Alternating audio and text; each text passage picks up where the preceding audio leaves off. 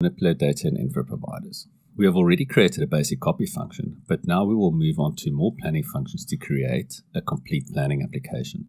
Some of these functions that will be covered in this chapter are functions to clear, move, and reevaluate data. We will also cover basic Fox, where we will rewrite the copy function.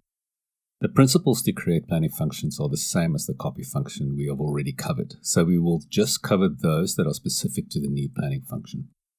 Also, it is good practice to add the planning function to a sequence and then add the sequence to the verb. The delete data function is useful when you want to delete planning data. For example, in the previous chapter, we copied data to version 100 and version 101. But what if we don't want data in version 101 anymore? We create a delete function to clear the data. Note that the data is not physically deleted from the ADSO, but a delta record of opposite sign is posted to zero out the record. So let's create the delete function. The first step is to create a filter. So let's go to transaction RS plan, filters, and we're going to reuse the filter that we created in the previous lecture. But let's just display the settings in this filter. You can see it's a fairly basic filter with several variables, mostly for the value type, version, sales organ, fiscal year period, and the info provider is hard-coded. Now let's create our planning function. The planning function we're going to create is TSLP1001 PFO1.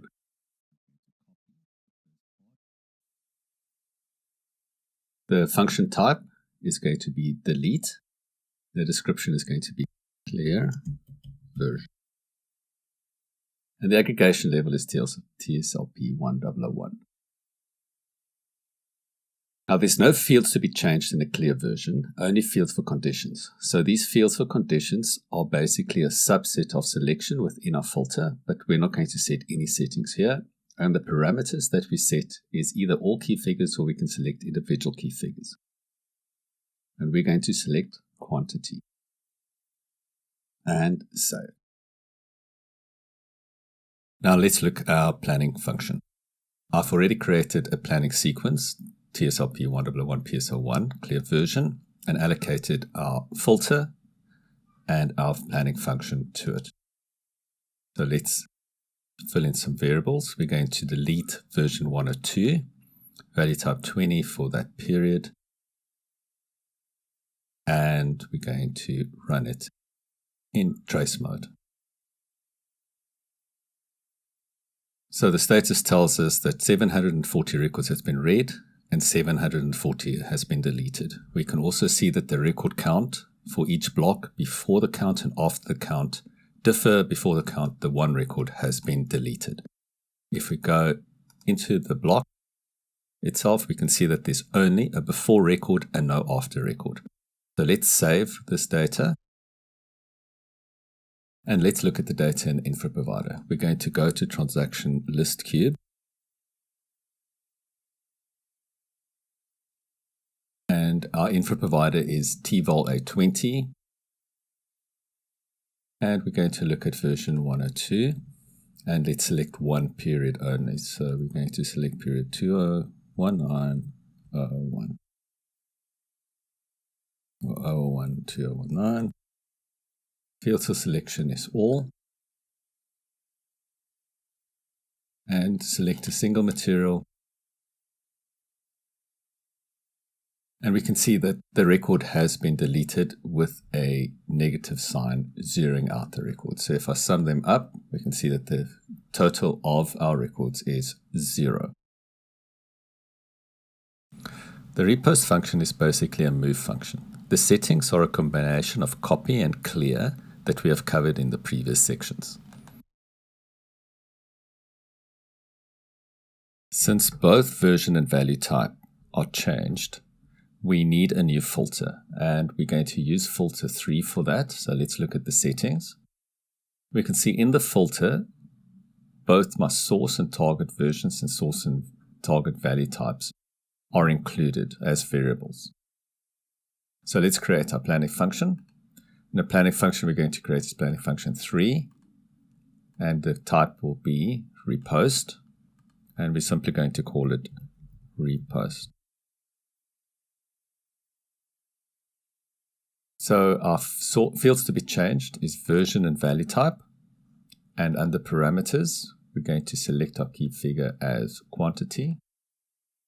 And then we simply fill in our parameter set.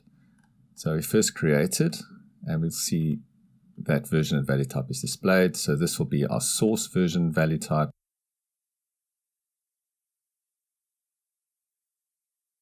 And source value type. And the two details will be my target version and target value type.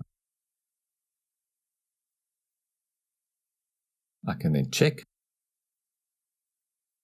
and save. So let's look at the repost function in action. I've already created a planning sequence with a filter and a planning function. So let's enter our variables. And we're going to move data from version 100 to version 102. So let's execute in trace mode. So we can see from the results that 900 records and 60 records has been read. The same amount has been deleted and generated. And again, going into the block, we can see that the before record was 100. There is no after record, so version 100 has been deleted and a new record has been created in version 102. So let's save the data. The revaluation factor allows us to increase a key figure with a percentage. The factor for the increase is stored in a variable. Now let's look at the revaluation planning sequence. I've already created the planning sequence for revaluation, and the filter we're using is the same filter for volumes planning. I've created a new planning function, so PF4 for revaluation. It contains node fields to be changed, and the parameters contain a variable that will store the change factor. And this is entered against the key figure. So when we enter our variables, we're going to revalue version 102 by 12%. This is a free text field, so I can, for example, enter 13 as well. So let's run it. Once it's run, I can see that all the records has been changed.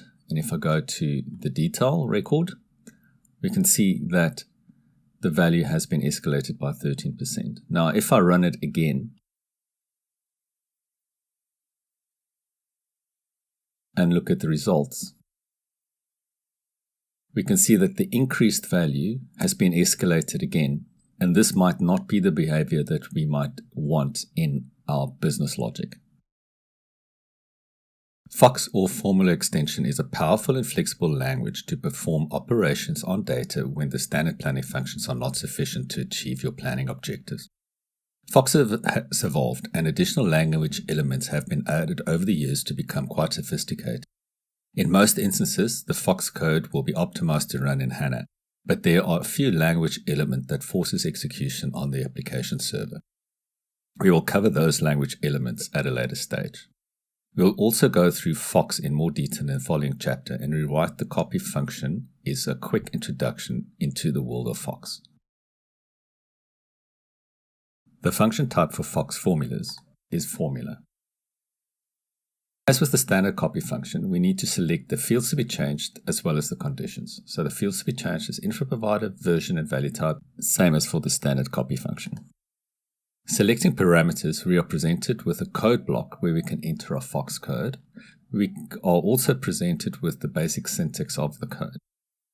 Each statement that reads or writes to the info provider needs to specify the key figure, so in this case 0 quantity, followed by all the fields to be changed, so the info provider, version, and value type. We will not use any variable values in the function, simply hard code the from and the to values. To copy the values, we will state that the key figure for the target area equals the key figure of the source area or the reference data. And to take it to the proper FOX code, we say that 0 quantity in tvol A20 version 100 value type 20 is equal to the quantity in tvol V00 version 0 value type 10.